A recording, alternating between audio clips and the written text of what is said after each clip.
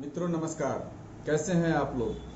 अभी हम कुछ दिनों से ये बता रहे हैं कि वात पित्त कफ के आधार पर समय का वर्गीकरण कैसे किया गया है और किस प्रकार आप किस काल में कौन सी क्रिया को करते हैं तो वह आपके शरीर के लिए ज़्यादा फायदेमंद होगा। हालांकि सभी काल का अपना अपना महत्व है।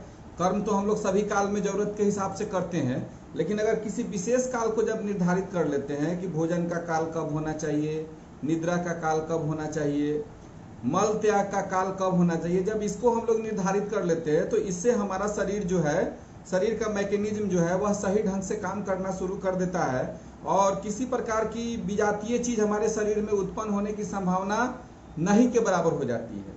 सिर्फ हमको क्या है कि अपनी नियमित दिनचर्या को बना के उस पर लगने की जरूरत है, उस पर अमल करने की जरूरत है।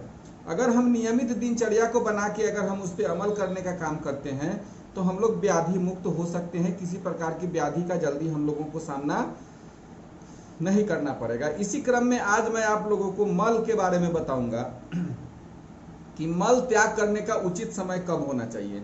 मित्रों, जब हम लोग सो के उठते हैं सवेरे तो सबसे पहले हम लोग मल त्याग करते हैं, नित्य क्रिया से निवृत्त होते हैं ताकि हमारा जो पाचन तंत्र है वह फिर सुचारू ढंग से काम करना शुरू कर दे। मल त्याग के साथ हमारा एक्सक्रिएशन जब हो जाता है उसके बाद क्या होता है कि एक्सक्रिएशन का भी असर हमारे पाचन पर पड़ता है।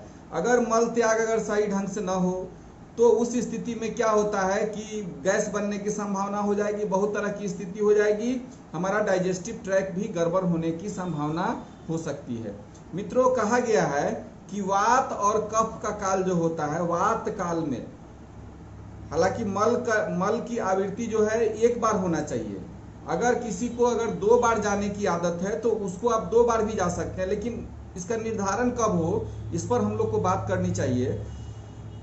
और वात काल जो होता है रात्रि 8 बजे से लेके सवेरे 8 बजे तक का होता है, जिसमें 6 बजे से लेके 8 बजे के बीच का जो समय होता है वह हमारे वात कफ काल का काल होता है। यानी कि उस समय हमारे वात का मूवमेंट बढ़ा हुआ रहता है और उस समय कफ की भी स्थिति हल्की सी बनी रहती है। उस समय अगर हम लोग लैट्रिन 6 बजे के आसपास अगर हम लोग लैट्रिन जाते हैं, मल त्यागने जाते हैं तो हमारा मल जो है वह आराम से निकल जाना चाहिए।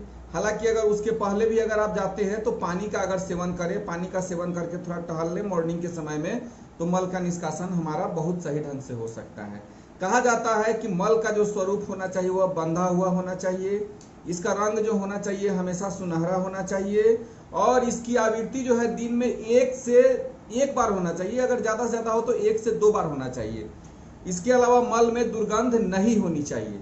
एक बात का हमको हमेशा ध्यान रखना है कि अगर हम 1 बार आवृत्ति जाते हैं तो वात और कफ काल का जो समय है 6 के 8 बजे के बीच का जो समय है उसका चुनाव किया जाए तो ज्यादा बेहतर होगा। शाम को भी अगर हमको इस तरह की अगर स्थिति का सामना करना पड़े तो कफ और वात का काल जो होता है 4 से 6 बजे का बीच होता है, उस समय हम मल को त्याग करके हम अपने शरीर को व्याधि मुक्त कर सकते हैं। क्योंकि हमारे शरीर से अगर मल का निष्कासन अगर अच्छे ढंग से हो जाए तो हमारा शरीर जो है वह धीरे धीरे निर्मल होने लगता है। इस बात को ध्यान में रखेंगे कि मल के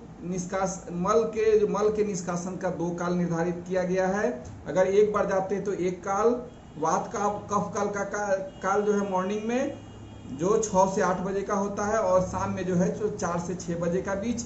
धीरे धीरे अगर इस आदत को अगर हम लोग सुधारते जाते हैं, अभी किसी को मल के निष्कासन का कोई काल अपने हिसाब से ये नहीं किया हुआ है, लेकिन अगर कोई 4 बजे भोर में उठता है, चाहता है कि हम नित्य क्रिया से निवृत्त होकर सब चीज करें, तो उसके लिए क्या करना चाहिए, उसको खाली पेट में 1 गिलास पानी को पी लीजिए या 2 गिलास पानी पी लीजिए, थोड़ा सा टहल लीजिए।